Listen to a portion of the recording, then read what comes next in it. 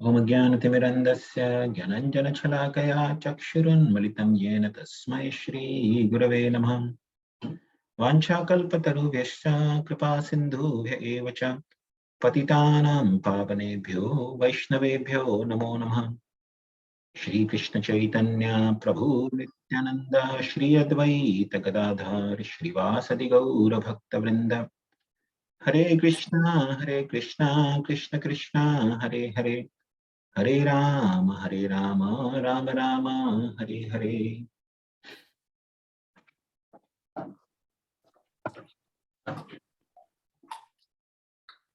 समुद्र मंथन में क्या क्या निकलेगा? Hare Krishna Prabhuji. Now you can make me the host so that I can control any mutes or anything like that. Sure. Yeah. Thank you. Maybe at Milan Dosh. Yeah. Yeah, Prabhu, you are. Yeah.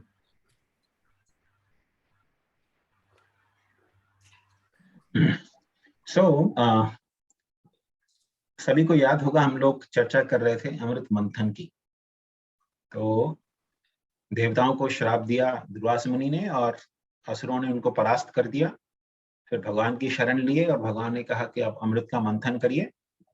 तो अमृत मंथन का शुरुआत हुआ, लेकिन शुरुआत होते ही जो मंदार पर्वत था वो समुद्र में डूब गया और फिर भगवान प्रकट हुए मत्स्य के रूप, मत्स्य नहीं, कुर्म के रूप में मंदार को अपनी पीठ पर धारण करते हुए। फिर देवताओं और दानवों ने मिलकर शुरू किया अमृत मंथन। तो अब जब अमृत मंथन की शुरुआत हुई तो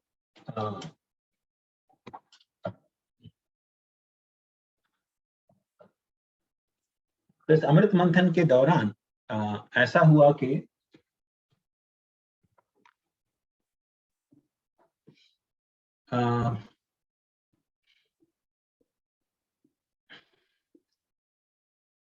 जैसे ही देवताओं और दानवों ने शुरुआत किया अमृत मंथन का, बहुत ही तीव्रता से वो करते रहे अमृत मंथन। और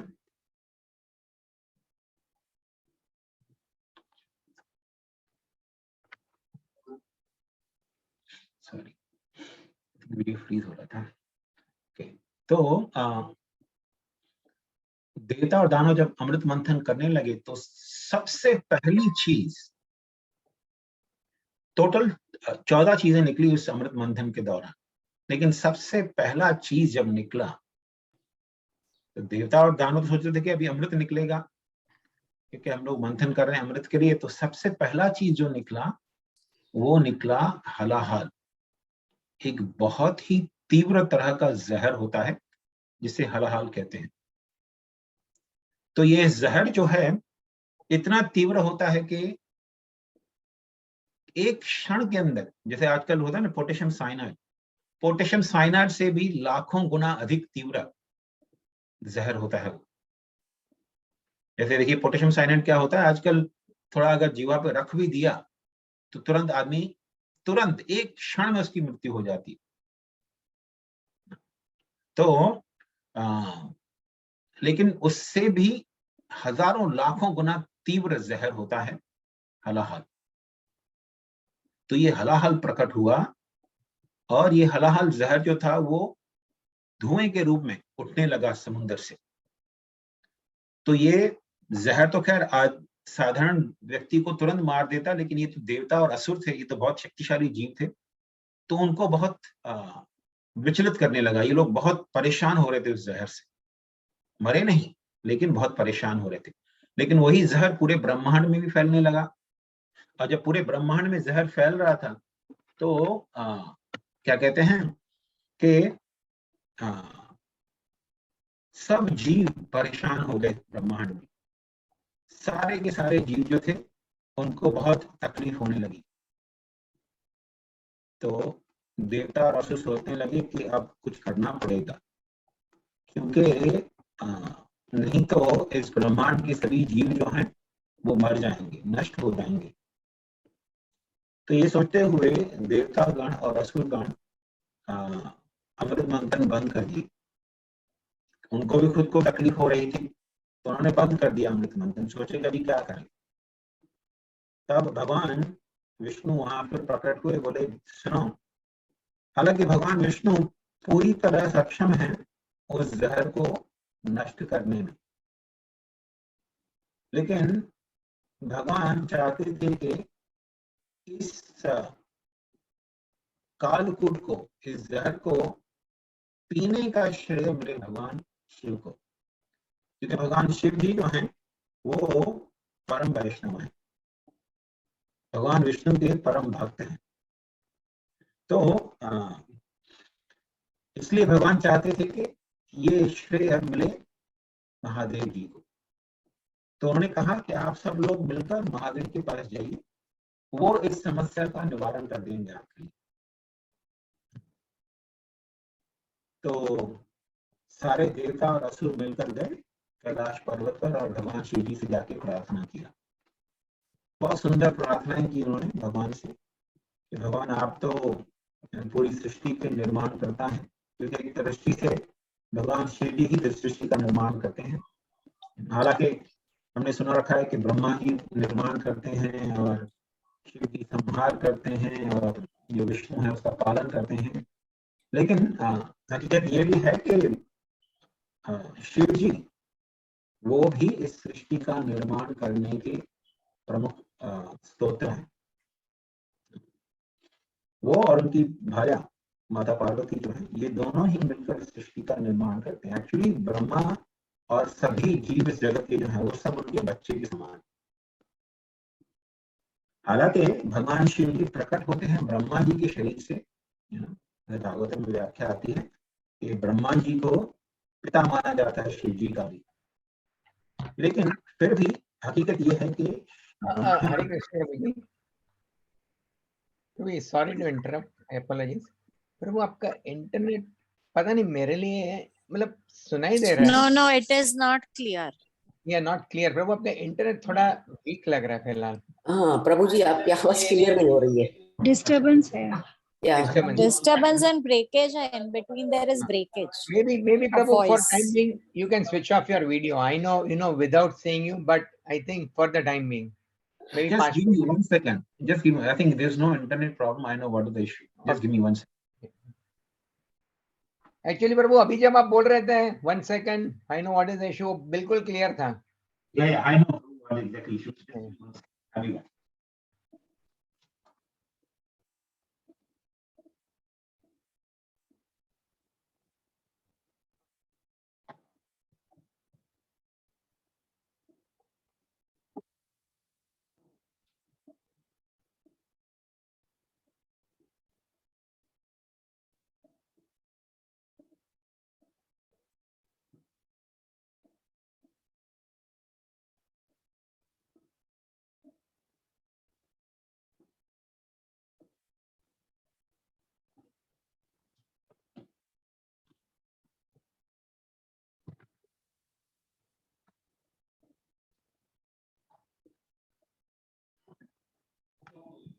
Milan?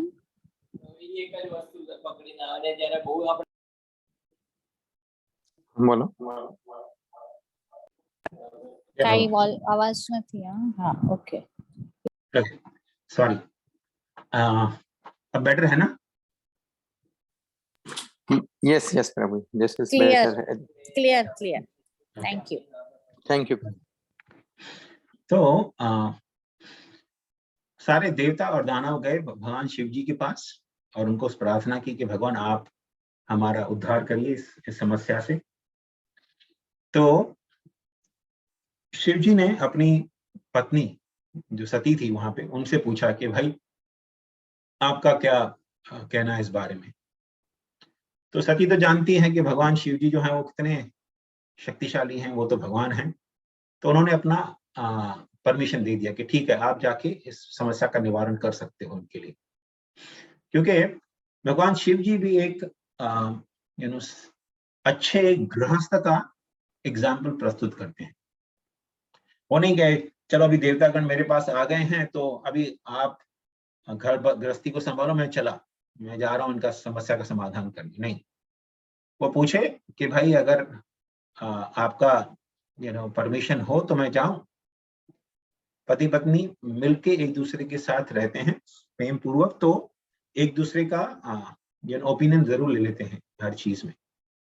तो माता सती ने भी परमिशन दे दिया कि चाहिए आप उनका निवारण करिए। तो शिव जी आए और जितना भी हलाहल निकला था समुद्र से, उसे अपने ऐसे हाथों में भर लिया। सारा जहर जो है उसे अपने हाथों में समेट लिया। और ये जहर इतना विशाल क्वांटिटी था, इसका क्वांटिटी भी इतना ज्यादा था, लेकिन वो सब का सब जहर आके शिव जी के हाथों में समा गया और भगवान शिव जी ने उसे बड़ी आसानी से पी लिया। लेकिन पी तो लिया भगवान शिव जी ने, लेकिन उसे पूरे पेट के अंदर नहीं लिया उन्होंने, गले में लाकर वहीं पर उनको पचा दिया। अब देखिए, हम अगर खाना लेते हैं तो हम खाना या पानी गले में नहीं रोक सकते। गले में कभी रुक जाए तो बहुत मुश्किल हो जाती है, कभी कभी हो जाती है ऐसा, खांसी वगैरह आ जाती है। लेकिन भगवान शिव जी ने ये जहर हलाहल पी लिया और उसने अपने कंठ में ही पचा लिया। और कंठ में पचा गया, रोक के पचा लिया, तो कंठ उसके कारण, जहर के प्रभाव के कारण नीला पड़ गया। तो भगवान शिव जी का शरीर जो है बहुत ही गोरे हैं, मतलब सुनहरे रंग का शरीर है उनका, तो सुनहरे शरीर पर नीला कंठ बहुत ही सुंदर दिखता है। तो उसी समय से भगवान महादेव का नाम पड़ गया नीलकंठ। हालांकि उनका शरीर बहुत सुंदर गोरा है, लेकिन गोरे शरीर पे नीला कंठ जो है बहुत सुंदर दिखता है, तो इसीलिए भगवान का नाम पड़ गया नीलकंठ। और जब भगवान पी रहे थे उस जहर को, उस समय ऐसा हुआ कि बहुत सारे जो कहते हैं बिच्छू और सर्प इत्यादि जो थे, थोड़े 2-3 बूंदे जहर की भगवान शिव जी के हाथ से गिर गई। तो ये सर्प जो थे, बिच्छू थे, कुछ मच्छर थे, कुछ कीट वगैरह आदि थे, उन्होंने ये जहर पी लिया। और क्योंकि उन लोगों ने ये जहर पी लिया, तब से उनका जो डंक है, जैसे सांप का डंक हो, बिच्छू का डंक हो, कभी मच्छरों का डंक हो, वो जहरीला हो जाता है। और उसी जहर के प्रभाव से या तो आदमी मर सकता है या तो बहुत ही बुरी स्थिति में पहुंच सकता है। कुछ कुछ पौधों पर भी वो गिरा जहर, तो कुछ कुछ पौधे भी ऐसे हैं जो बहुत जहरीले होते हैं। अब देखिए, इस संसार में कुछ कुछ ऐसे पौधे भी हैं जो अत्यधिक तीखा जहर होता है उनके अंदर, लाइक पॉइजन आइवी हो। पॉइजन आइवी तो खैर हल्का सा पॉइजन होता है, तो बट दैट कैन ऑल्सो, वो भी इतना परेशान कर सकता है व्यक्ति को। थोड़ा सा पत्ता लेकर अपने शरीर को घिस दीजिए, इतना इचिंग होता रहेगा, वो जहर का प्रभाव है।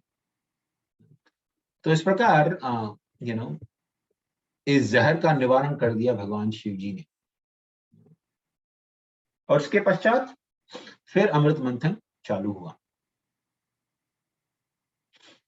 और जब अमृत मंथन चालू हुआ वापस, तो मैंने बताया जैसे 14 चीजें निकली थी इस अमृत मंथन के दौरान। तो सबसे पहली चीज निकली जहर। दूसरी चीज, जब अमृत मंथन करने लगे तो समुद्र मंथन से प्रकट हुई माता लक्ष्मी। तो 14 रत्न माने जाते हैं। तो दूसरा रत्न था, पहला रत्न था हलाहल, कि हलाहल जहर को भी रत्न माना जाता है, क्योंकि रत्न मतलब इतना प्रभावशाली जहर है वो, कि पूरे संसार को नष्ट करने की क्षमता थी उसमें, इसीलिए वो भी रत्न मतलब बहुत ही प्रेशियस माना जाता है। देखिए, इस संसार में जहर की भी अपनी ही एक महिमा है। जैसे देखिए, कीमोथेरेपी में जहर यूज करते हैं, पता नहीं आप में से कितनों को पता है, लेकिन कीमोथेरेपी जो होता है कैंसर का इलाज के लिए, उसमें भी जहर यूज करते हैं। और वो जहर निकालते हैं वो लोग अफ्रीका के कुछ जंगलों में, बहुत ही जहरीले सांप होते हैं ना, वहां से जहर निकालते हैं। अगर वो जहर का इंजेक्शन किसी को दे दो, या वो जहर सांप किसी को काट ले, तो उसकी हड्डियां तक पिघलने लगती है उस व्यक्ति की। कुछ कुछ सांपों में ऐसा जहर होता है, जैसे ही वो जहर का डंक मारा, पूरे शरीर का खून जो है वो क्लॉट हो जाएगा, मतलब कुछ खून बहना ही बंद हो जाए, तुरंत व्यक्ति की मृत्यु हो जाती है। क्योंकि अगर ब्लड क्लॉट हो गया पूरे शरीर के अंदर, तो व्यक्ति मर जाएगा। है ना। तो अलग अलग प्रकार के जहर होते हैं, तो जहर का भी अपना अपना ही महिमा है। तो वो भी रत्न माना जाता है।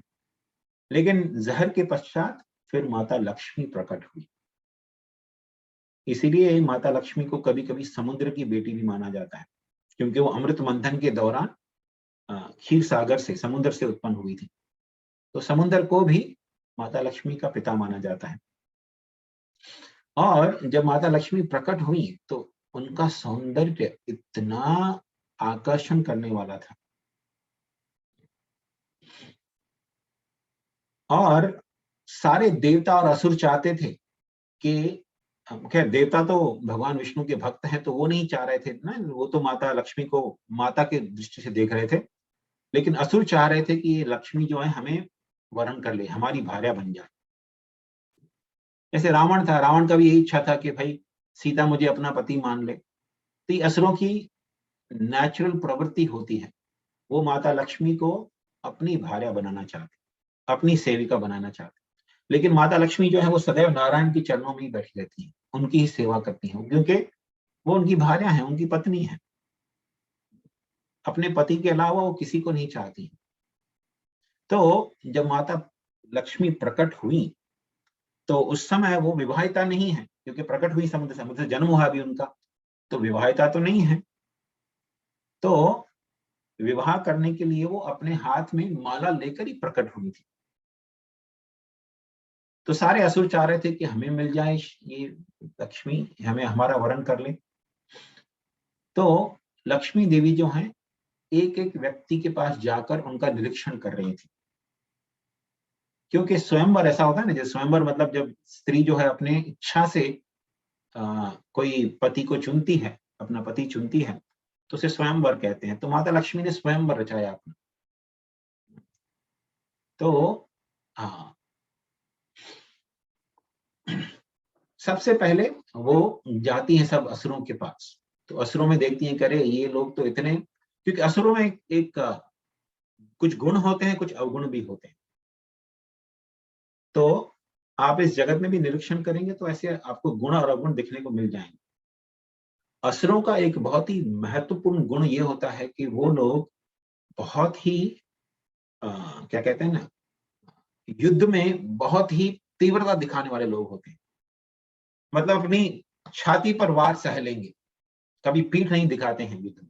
असुरों का जो सचमुच में शक्तिशाली असुर होते हैं ना, वो कभी पीठ नहीं दिखाते हैं युद्ध में, चाहे मर जाएंगे युद्ध में, लेकिन पीठ दिखा के भागेंगे नहीं। तो उनको मृत्यु का भय नहीं होता है। तो ये एक बहुत ही अच्छा गुण है, व्यक्ति युद्ध में जाए और इतने शौर्य के साथ लड़े बिना पीठ दिखाए। मैं मर जाऊंगा लेकिन झुकूंगा नहीं, पीठ नहीं दिखाऊंगा युद्ध में। ये जो एक गुण है वो असुरों में बहुत देखा जाता है। तो ये प्रवृत्ति जो है यह मनुष्य लोग में भी देखी जाती है। कुछ लोग चाहेंगे मैं मर जाऊंगा लेकिन अपने देश के लिए मर जाऊंगा, लेकिन पीठ नहीं दिखाऊंगा, और वो मरने को भी तैयार होते हैं। तो ये असुरों में एक गुण होता है, लेकिन उनके अंदर अवगुण भी होते हैं बहुत सारे। कई गुण भी होते हैं, कोई अवगुण भी होते हैं। और असुरों का एक और गुण ये भी होता है कि वो बड़े एडवेंचरस होते हैं। उनको कोई ये इच्छा नहीं होती कि भाई मेरे पास सब बैंक बैलेंस अच्छा होना चाहिए, मेरा घर होना चाहिए, मेरा सब कुछ सिक्योर होना चाहिए। वो निकल जाएंगे कहीं भी, किसी भी स्थान पे, एक फॉरेन कंट्री में जाके अपना कामकाज शुरू कर सकते हैं। मतलब बिल्कुल निडर होते हैं, एडवेंचरस होते हैं, युद्ध में कभी पीठ नहीं दिखाते हैं। अधिकतर जो अच्छे गुण वाले होते हैं असुर, लेकिन उनके अंदर कुछ अवगुण भी होते हैं। अवगुण ये होते हैं कि जनरली असुर गंदे होते हैं, मतलब गंदगी, अच्छे से साफ सफाई नहीं रखते हैं, अपने शरीर का साफ सफाई नहीं रखेंगे, मन का साफ सफाई नहीं रखते हैं, यू नो और कुछ भी खा लेते हैं, मांस मच्छी कुछ भी खा लेंगे। उनको कुछ खाने पीने में परहेज का कुछ ही नहीं होता है, क्या खाना चाहिए क्या नहीं खाना चाहिए, क्या करना चाहिए क्या नहीं करना चाहिए। भगवान गीता में बताते हैं कि उनको इस बात का कभी ये नहीं होता है कि मुझे किसी नियम से बद्ध होना चाहिए। वो सोचते हैं मेरे लिए कोई नियम है ही नहीं, तो माता लक्ष्मी जाती हैं असुरों के पास, देखती हैं, कह रहे इनके पास गुण तो है लेकिन इनका अवगुण ये कि गंदे रहते हैं हमेशा, या कुछ। फिर देवताओं में देखती हैं, कह रहे कुछ कुछ देवता बहुत साफ सुथरे रहते हैं, लेकिन उनके अंदर ईर्ष्या भरी हुई है। जब देखते हैं असुरों के पास, या असुरों के अंदर भी ईर्ष्या भरी रहती है। जब देवताओं को देखते हैं सुखी संपन्न है तो उनसे रहा नहीं जाता है, जाके देवताओं पर आक्रमण कर देते हैं। और देवताओं में अगर साफ सुथरापन है और ईर्ष्या भी नहीं है तो फिर भी, लेकिन देवताओं की भी मृत्यु होती है। और कुछ कुछ देवता होते हैं जो ऑलमोस्ट अमर होते हैं, जैसे महादेव जी हैं, लेकिन वो फिर शमशान में रहते हैं। तो इस प्रकार माता पार्वती हर एक देवता और असुर का गुण और अवगुण निरीक्षण कर रही थी। लेकिन जब भगवान विष्णु के पास आती हैं तो सोचती हैं कि अरे ये व्यक्ति तो पूरी तरह गुणवान है, इसके अंदर माता लक्ष्मी को कोई अवगुण नहीं दिखा। लेकिन जब देखा कि भगवान विष्णु, हालांकि सारे देवता और असुर बहुत इच्छित थे कि माता लक्ष्मी उन्हें स्वीकार कर ले, लेकिन भगवान विष्णु बिल्कुल भी आसक्त नहीं थे लक्ष्मी में।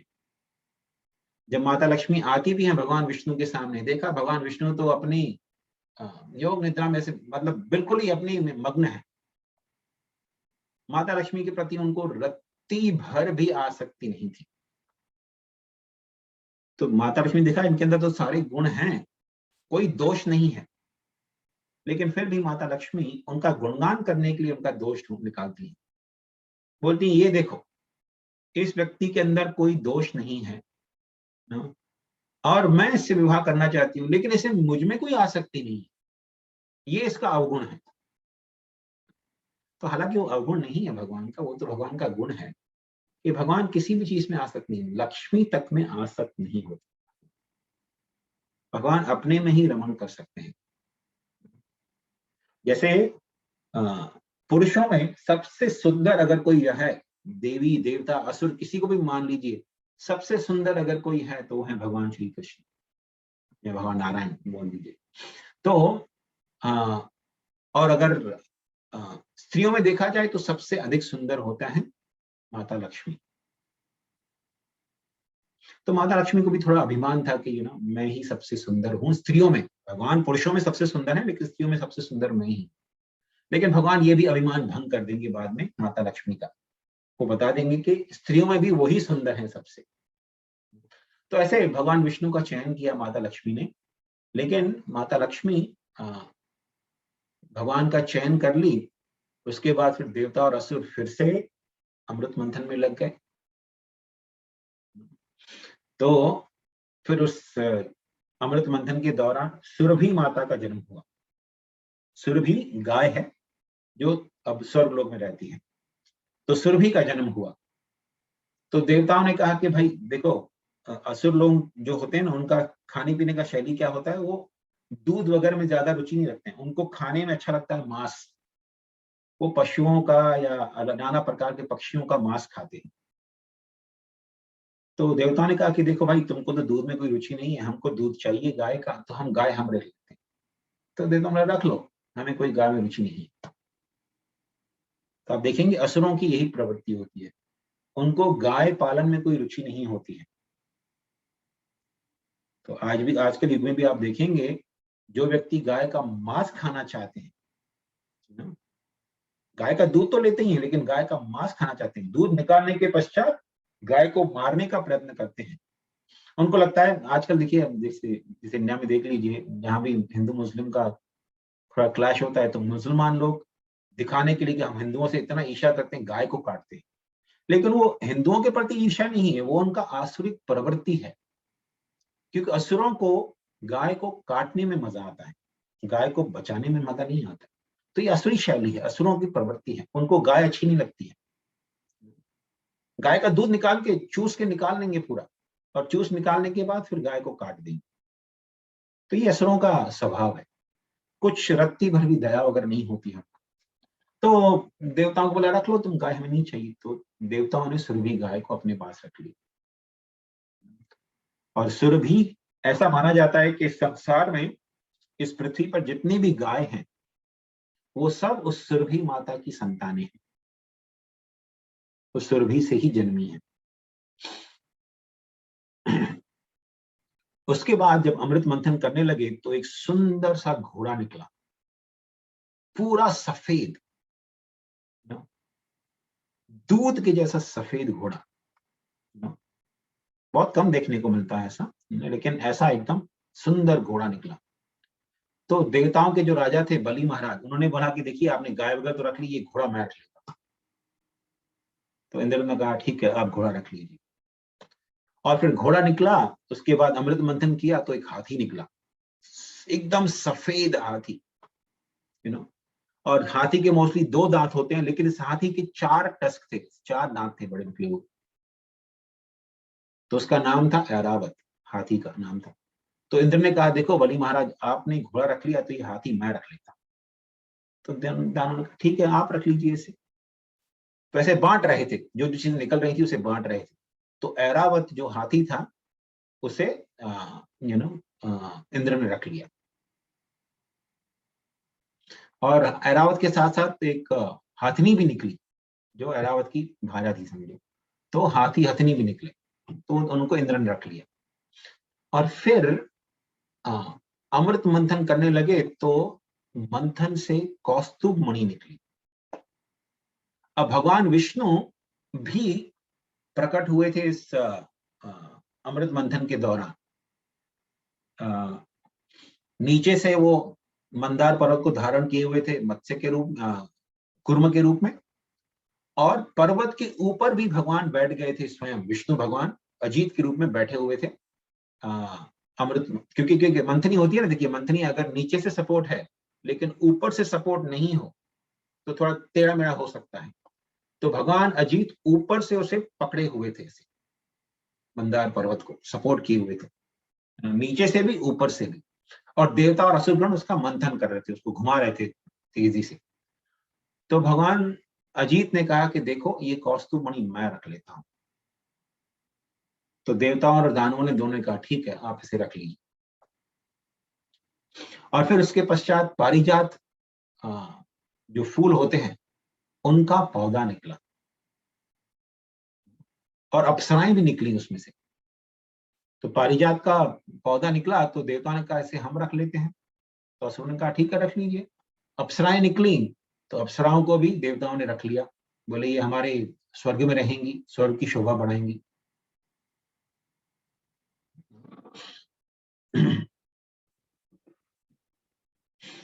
और उसके पश्चात जब अमृत मंथन करने लगे,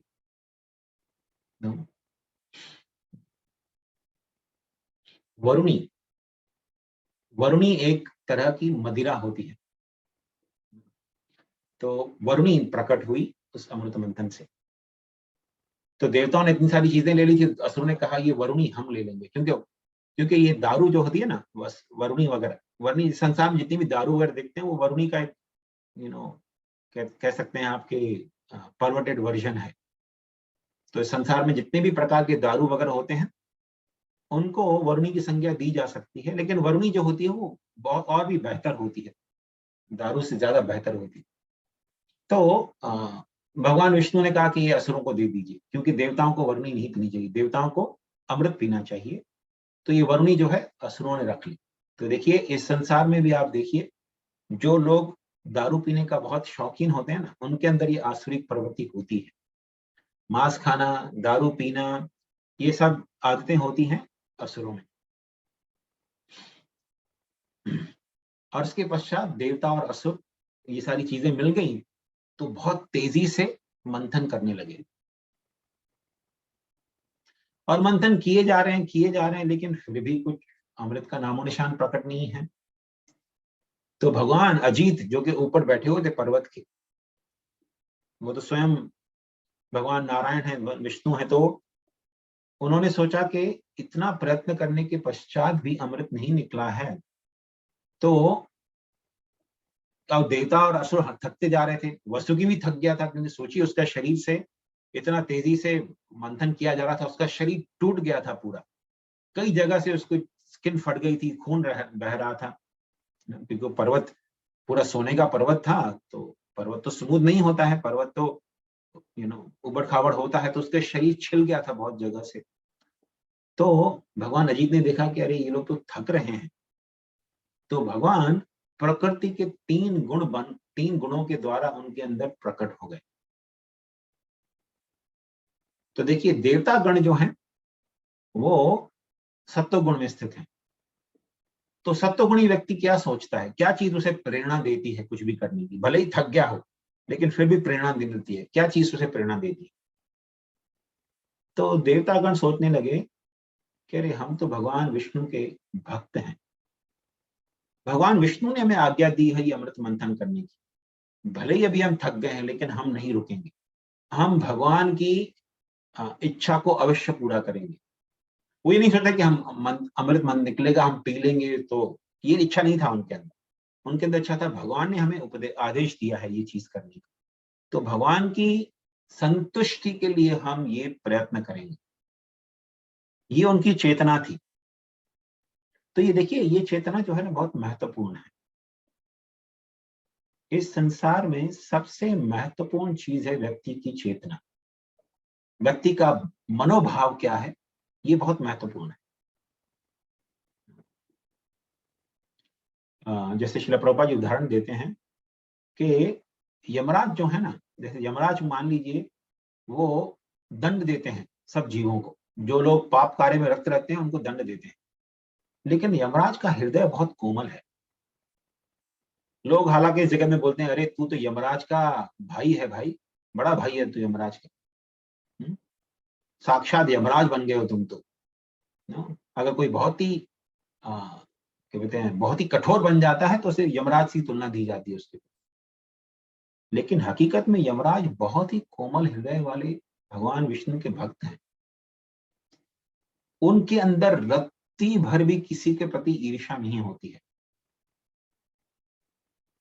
और सत्य यह है कि यमराज इतने कोमल हृदय वाले व्यक्ति हैं, वो किसी को भी दंडित नहीं करना चाहते हैं। वो तो भगवान विष्णु के भक्त हैं, इस नाते भगवान ने उनको सेवा दिया है कि जो लोग पाप में रक्त हैं उन्हें आप दंड दीजिए। तो दंड का नियम बनाया है भगवान ने, और ये जो यमराज हैं वो दंड के नियमों का पालन करते हैं केवल। जैसे देखिए हाई कोर्ट का जज होता है ना, वो कोई नया पनिशमेंट बना नहीं सकता है। गवर्नमेंट के अनुसार जो जो दंड बनाए गए हैं कि इस व्यक्ति ने अगर मर्डर किया है तो इसे ये सजा मिलनी चाहिए, इसने चोरी की है तो इसे ये सजा मिलनी चाहिए। तो जज जो होता है ना, वो उन नियमों के अनुसार ही, उसे पता होता है नियम, उन नियमों के अनुसार ही दंड देता है। ऐसा नहीं किसी ने कोई चोरी चकारी कर ली बोले इसे फांसी लगा दो, नहीं, जज कर भी नहीं सकता ऐसी चीज। लेकिन यमराज जो है वो भी नियमों का केवल पालन करते हुए दंड देते हैं, लेकिन वो हृदय से बहुत ही कोमल व्यक्ति है, उनका हृदय बहुत कोमल होता है, वो कभी दंड नहीं देना चाहते हैं किसी को भी, लेकिन भगवान की सेवा करने के नाते वो दंड देते हैं। तो मनोभाव बहुत ही महत्वपूर्ण है। अब मान लीजिए अगर कोई हाई कोर्ट जज है, उसकी किसी से अनबन है, बहुत ही तीव्र अनबन है किसी के साथ, और वो व्यक्ति उसके कोर्ट में लाया जाए, तो जज तो अपने मनोभाव के कारण से अधिक से दंड देना चाहे कि ये व्यक्ति इसने बहुत परेशान किया है मुझे, इसे तो मैं फांसी की सजा दिलवा दूं। ऐसा करते हैं लोग, लेकिन ऐसा व्यक्ति जो है वो कभी भी उस पोस्ट के लिए फिट नहीं होता। अगर यमराज के अंदर जरा सी भी भावना होती कि मैं जीवों को परेशान करूं, उनको बहुत तीव्र दंड दूं, तो वो उस स्थान, यमराज के स्थान के लिए कभी भी फिट कैंडिडेट नहीं होते थे, क्योंकि उनका हृदय कोमल है। इसीलिए भगवान ने उन्हें यमराज की पदवी पर दिया है, बनाया है, ताकि कोई दंड का जो भागी होगा व्यक्ति, वो आएगा भी उनके सामने, तो यमराज बड़े कोमल हृदय से सोचेंगे इसे मैं क्या दंड दूं कि इसका चेतना शुद्ध हो जाए, कभी ईर्ष्यावश से दंड नहीं देंगे। तो उसी तरह देवताओं के अंदर ये भावना आ गई कि भगवान ने हमें आज्ञा दिया है, ये अमृत मंथन हम कर रहे हैं भगवान को संतुष्ट करने के। और फिर भगवान असुरों के अंदर ये चेतना में प्रकट हुए कि अरे भले मर जाएं हम लोग, लेकिन अमृत मंथन तो करके रहेंगे, क्योंकि अमृत निकलेगा, उसे पीकर हम अजर अमर हो जाएंगे, हमें कोई मार नहीं सकेगा। तो ये रजोगुण का प्रभाव। सत्वगुण के प्रभाव से देवता सोच रहे थे हम भगवान की सेवा के हेतु ये कर, और रजोगुण के प्रभाव के व्यक्ति से सोच रहे थे, असुर सोच रहे थे हमें इससे लाभ होगा, हम करेंगे ये चीज तो हमें लाभ होगा। तो देखिए आजकल लोग भी ये करते हैं ना, क्या कहते हैं, दान वगैरह भी करते हैं, तो सोचते हैं कि चलो मैं ये दान दे रहा हूं तो इसका 1000 गुना बढ़कर मेरे पास आएगा। तो ये आसुरिक प्रवृत्ति का, ये रजोगुण की प्रवृत्ति असुरों में होती है। ये कोई व्यक्ति दान वगैरह करता है, ये नहीं सोचता कि अरे मुझे वापस कुछ मिले, तो ये सत्वगुण का प्रभाव। सोचता है यार मेरा तो कर्तव्य है जीवों के प्रति, भगवान ने मुझे ज्यादा दिया है, इन लोगों के पास कुछ भी नहीं है, तो मैं थोड़ा बांट दूंगा तो क्या हो जाएगा। कभी ये नहीं सोचता कि अरे इसका मुझे वापस रिटर्न भी मिलेगा, नहीं, सोचता है मुझे भगवान ने अधिक दिया है, इन्हें कम दिया है, मैं इसके साथ थोड़ा शेयर कर लेता हूँ, उसमें क्या है, हम सब भाई हैं, भगवान के ही संतानें हैं, इनको मैं कुछ दे देता हूँ, थोड़ा शेयर करता हूँ। तो ये रजो और सतोगुण का डिफरेंस है। वसुकी के अंदर भगवान तमोगुण के द्वारा प्रकट। तो तमोगुणी व्यक्ति क्या सोचता है, अरे हाँ, पूरा शरीर छिन्न भिन्न हो रहा था वसुकी का, लेकिन सोच रहा है अरे मुझे अमृत मिलेगा। अभी देख रहा है मैं मर रहा हूं, वो नहीं सोच रहा, बोले अरे अमृत मिलेगा मुझे पास, अभी मर रहा हूं, मरने दोनों प्राप्त। तो आप देखिए कुछ कुछ धर्मों में ऐसा प्रचार होता है आजकल कि अरे तुम इन काफिरों को मार दो, तुम मर जाओ भले, लेकिन उनको मार दो, तुमको स्वर्ग में 72 हूरें मिलेंगी। ये तमोगुण का प्रभाव है। तमोगुणी व्यक्ति ऐसा सोचते हैं, अरे अभी मैं मर जाऊं चलेगा, मैं एक एयरप्लेन में जाके पूरे बिल्डिंग को ध्वस्त कर दूंगा, अगर मैं इतने लोगों को मार दूंगा ना तो मुझे स्वर्ग में स्थान मिलेगा, बहुत सारा लाभ मिलेगा। तो ये तमोगुण का प्रभाव है। तमोगुणी व्यक्ति ऐसा सोचता है, अभी मर जाऊं मैं, लेकिन बाद में मुझे बहुत सारा लाभ मिलेगा ऊपर जाकर। तो वसुकी भी ऐसे ही सोच रहा था, अरे मैं मर जाऊं भले चलेगा, लेकिन अमृत तो पी के रहूंगा। पूरा शरीर छिन्न भिन्न हो गया उसका, लेकिन फिर भी वो उसने छोड़ा नहीं। तो इस प्रकार भगवान सत्व, रजस और तमो गुण के द्वारा देवताओं को, असुरों को और वसुकी को प्रेरणा दे रहे थे अमृत मंथन करने का। और फिर स्वयं भगवान नीचे आकर दोनों ही साइड से, असुरों के साइड से भी हाथ पकड़े और देवताओं के साइड से भी हाथ पकड़ के स्वयं मंथन में लग गए। और जब भगवान अजीत स्वयं बहुत तीव्र भाव से मंथन करने लगे, तब सागर से भगवान का एक और अवतार प्रकट हुआ, जिसे हम धन्वंतरी के नाम से जानते हैं। तो धन्वंतरी जो है वो भगवान विष्णु का ही अवतार है। तो देखिए इस लीला में एक तो भगवान का अवतार था अजीत, जो पर्वत के ऊपर बैठे हुए थे। एक और भगवान का अवतार हुआ कूर्म, जो पर्वत के नीचे थे। अब भगवान का तीसरा अवतार प्रकट हुआ धन्वंतरी के रूप।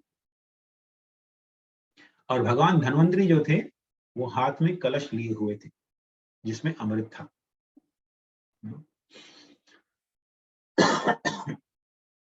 तो ज्यों ही भगवान कलश लेकर प्रकट हुए, तो तुरंत असुर लोगों ने वसुकी को फेंक दिया नीचे, रस्सी के रूप में इस्तेमाल करके उसे फेंक दिया और दौड़े। और जो सबसे शक्तिशाली असुर थे उनमें से, उन्होंने जाकर वो कलश धन्वंतरी को प्रणाम वगैरह कुछ नहीं किया कि भगवान प्रकट हुए उनको प्रणाम करूं, कुछ नहीं, भगवान के पास गए और कलश छीन लिया और भागने लगे। और वो असुर भाग रहे हैं तो उनके पीछे और असुर भाग रहे हैं, कह रहे नहीं तुम नहीं पियोगे, तुम नहीं पियोगे, मैं पीऊंगा। तो एक दूसरे से असुर छीना झपटी करने लगे, लड़ नहीं रहे थे लेकिन छीना झपटी करने लगे, अरे मैं पीऊंगा, मैं पीऊंगा। और देवता गण तो बेचारे, उनको पता था कि असुरों से युद्ध नहीं कर सकते हम, भगवान ने मना भी किया था और जानते थे कि युद्ध करेंगे भी तो असुर हमें पीट देंगे, हमारे क्षमता नहीं है उनके साथ युद्ध करने की अभी। लेकिन देखा कि असुर एक दूसरे के साथ ही लड़ने लगे, भिड़ने लगे कि नहीं तुम नहीं पियोगे, मैं पीऊंगा, अहम पूर्व, मैं पीऊंगा पहले, मैं पीऊंगा पहले। और हालांकि कलश था, लेकिन कलश भी पूरा अच्छे से सील था, तो गिरा नहीं। हालांकि छीना झपटी कर रहे थे, लेकिन कुछ गिर नहीं रहा था, उससे स्पिल नहीं हो रहा। ऐसे छीना झपटी चल रही है असुरों में, और देवतागण बेचारे ऐसे लटका हुआ मुंह बिठाए हुए देख रहे हैं कि क्या हो रहा है। तो इससे आगे क्या होता है इसका चर्चा हम अगले हफ्ते करेंगे। 45 हो गया, तो यहाँ पे हम समाप्त करते हैं। किसी कोई प्रश्न तो पूछ सकते हैं प्रश्न। प्रभु जी, एक मेरा प्रश्न है। ठीक है, वो समझ गया, बताइए। मतलब कामधेनु और सुरभि, ये दो अलग अलग गाय हैं कि एक ही गाय के दो नाम है? हाँ, सुरभि जो है वो स्वर्गलोक में रहती है, और कामधेनु जो है उनकी ही एक संतान है, जो हर कामना पूरी कर सकती है। तो दोनों मान लीजिए एक दोनों के अंदर समानता भी है, लेकिन सुरभि जो है सभी गायों की माता है। सारी गायों के स्तोत्र संसार में सुरभि माता है। धन्यवाद प्रभु जी। एक और, can I ask a question? Yes माता जी प्लीज। हाँ, आप यहाँ जो समुद्र मंथन हुआ, वहाँ उसमें से ऐरावत हाथी निकला, बराबर, जो इंद्र ने रखा, तो हाँ। वो कौन सा हाथी था जिसने दुर्वासा मुनि की माला को क्रश कर दिया? हाँ, ये अच्छा प्रश्न है। तो क्योंकि आप तभी भी वो भी ऐरावती था ना, इंद्र का हाथी तो ऐरावती था, तो ये कौन सा ऐरावत और वो कौन सा ऐरावत? हाँ, ये भी अच्छा प्रश्न है, मैंने कभी इस पे ध्यान नहीं दिया। तो शायद वो इंद्र का हाथी जो होगा वो तभी ऐरावत नहीं होगा, कोई अन्य हाथी रहा। ओके, तो हाथी पे बैठे हुए थे ऐसा कहा गया, लेकिन मैं अच्छा। इसको पता नहीं ऐरावत था कि नहीं। तो शायद वो दूसरा कोई हाथी रहा, वो सामान्य हाथी पे बैठे हों और वो हाथी ने जी। पटक दिया होगा उसे। Okay okay, thank you. लेकिन बहुत अच्छा नोट किया बात है आपने। प्रभु जी, आई वाज लिट, ये फ्रीज हो गया था, मैं सुन नहीं पाया प्रश्न। नहीं, माता जी का प्रश्न था कि इंद्र जब हाथी पे बैठे हुए थे तो वो माला उन्होंने तिरस्कार कर दिया था, तब दुर्वासा मुनि ने श्राप दिया था। लेकिन अमृत मंथन के दौरान तो ऐरावत निकला, तो वो ऐरावत पे तो नहीं बैठे होंगे। सही बात, वो प्रश्न था। धन्यवाद प्रभु जी। थैंक यू प्रभु जी। थैंक यू, धन्यवाद। Thank you, Hare Krishna, Hare Krishna. Hare thank you. Hare Krishna.